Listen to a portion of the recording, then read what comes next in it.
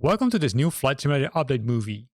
Another build is available for Sim update number 15. It bumps up the version to version 1.37.5.0. In this video we will go to the release notes, so let's have a look.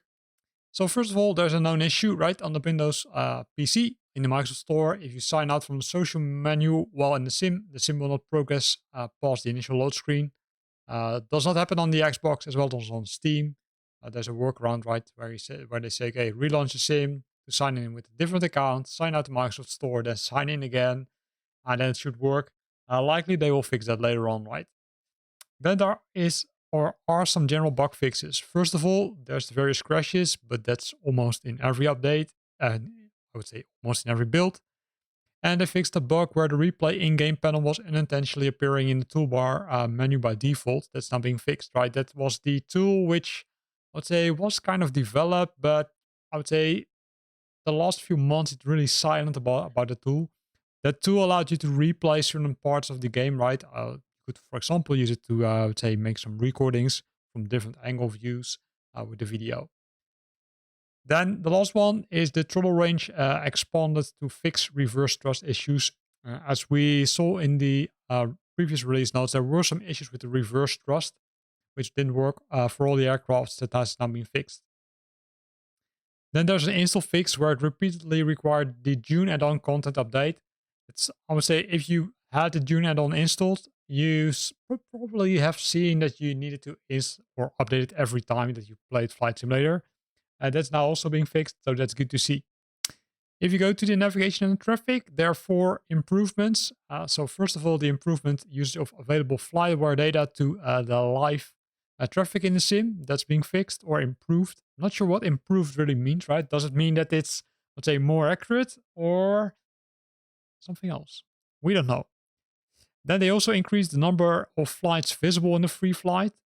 So if you're doing a free flight, then there are more flights visible, as well as they improved the spawn condition of aircraft planes to increase live traffic on the airport.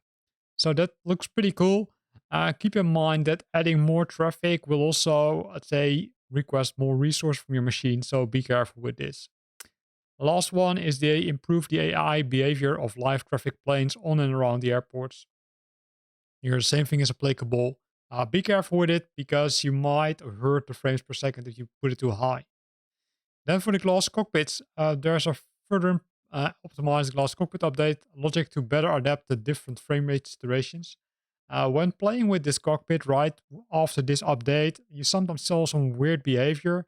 That's now being, let's say, optimized again.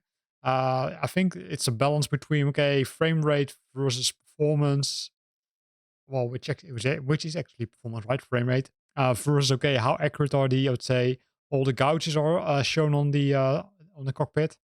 It looks like that they made some announcements there also. Then if we go to the Garmin G3X Touch, they now added support for the GDU reversionary mode.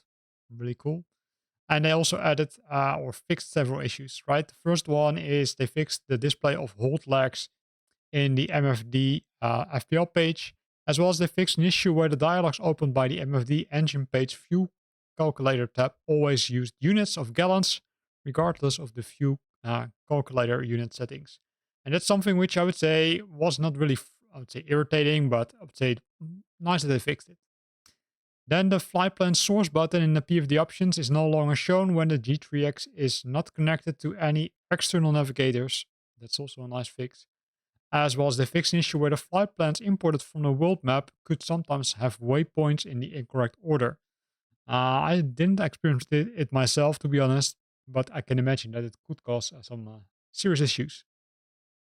Last one, they fixed broken needle animation of the engine, circular gouges when the gouge minimum skill value was not equal to 0. So again, Garmin G3X most updates. Then for the aircrafts, there are 2 bugs which are fixing general fixes. First of all, the incorrect broken water or float collisions that was also introduced in the last beta update, where you couldn't, I would say, use the float I would say the aircraft which were suitable to float on water, that didn't work well. That's something they fix now, as well as they fix an inaccurate high-speed impacts on aircraft with retractable gears. Then for the Cabri G2, they fixed an issue that could cause the Cabri G2 to fail to start after a Control E, right? That's, I would say, the quick start. If you don't want to go to the full process, you can do Control E, that will automatically start the engine. The Cirrus SR22T, they added a tuned new ground handling parameters. So they fixed the ground parameters for that one, as well as they adjusted the engine parameters and the ECU logic to account for fixed intake density mixture behavior. Well, complex sentence, right? Then the cup crafters, NX Cup, they adjusted the various IS and MFD page gouges to better reflect the real engine limitations, as well as they corrected the fuel tank capacities. There was an issue with that. And they fixed the formatting issue with the fuel gauge in the MFD engines page in a fuel calculator tab. In addition to that, they added the VX speed buck and they adjusted the engine's max rate horsepower value from 180 to 215 to match the published specifications of the aircraft. For the X Cup, we see, I would say, similarity of the fixes, right? Two of them are, I would say, caused, or three of them are being the result of both aircrafts using the same cockpit, right? The Garmin G3X Touch. And the last one, they also added the VX Speedbug in that aircraft. For the GMB VL number 3, that one has two fixes, which, or one of them is similar to the one for the cup crafters, and they fixed the bug where the CHT and in the IS and MFD page were displayed in degrees Fahrenheit instead of degrees Celsius.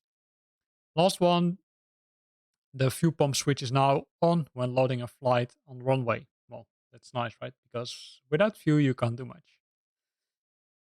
The rest of the fixes are all with the SDK, right? So not something you are, I would say, you probably have to deal with, but for those developers, there are some new fixes, including some rotor things, which they enhanced. So really cool.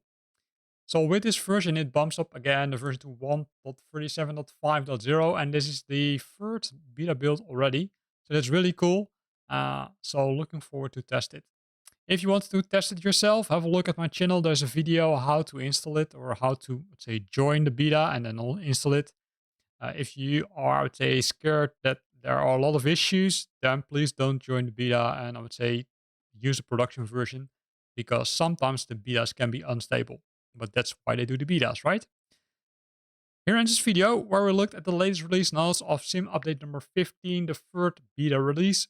Hope you liked it. If you liked it, then consider to use the like button. If you got questions or comments, then feel free to post them in the comment box below. And if you want to stay up to date about new videos I'm posting, then make sure that you're subscribing to my channel. Thanks for watching and see you next time.